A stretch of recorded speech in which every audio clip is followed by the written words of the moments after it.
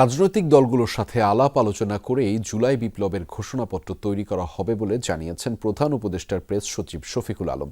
তবে ঠিক কবে নাগাদ তা ঘোষণা করা হবে সেটা বলতে পারেননি তিনি। বিকেলে রাজধানীর ফরেন সার্ভিস একাডেমিতে ব্রিফিংয়ে তিনি জানিয়েছেন, ছাত্র জনতার দাবি অনুযায়ী জুলাই ঘোষণাপত্রের খসড়া প্রস্তুতেও কাজ করছে সরকার। নতুন বছর শুরুর আগের দিন ছাত্র জনতার পক্ষে জুলাই বিপ্লবের ঘোষণা নিয়ে ব্যাপক আলোচনা ছিল রাজনৈতিক অঙ্গনে।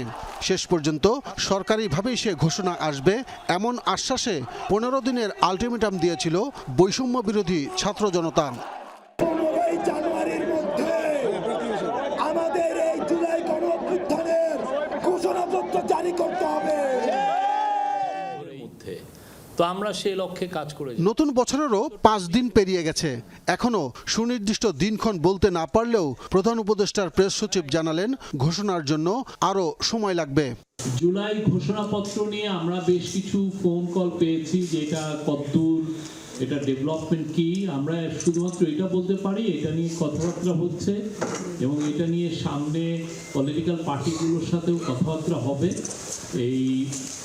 এবং আমরা আশা করছি যে আপনারা এই বিষয়ে সামনে আরো ডেভেলপমেন্ট দেখবেন।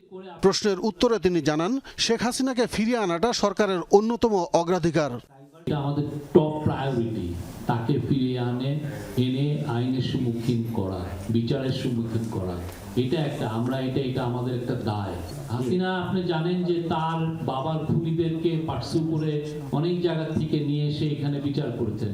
আমরাও তার বাবাকে উনি যেভাবে পার্সু করেছেন তার চেয়ে আরো দ্বিগুণ, আরো অনেক বেশি রিলেটলেসলি তাকে আমরা পার্সু করে তাকে দেশে ফিরিয়ে এনে তাকে বিচারের সম্মুখীন করা হবে।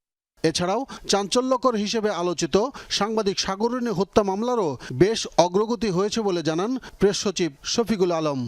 ওনারা অনেক অসম্ভব খাটছেন, ভালো কিছু আমি বলবো না, বাট ওনাদের এফার্টসের কোনো কমতি নাই, আমি এটা বলছি। আব্দুল্লাহ তুহিন, যমুনা নিউজ, ঢাকা।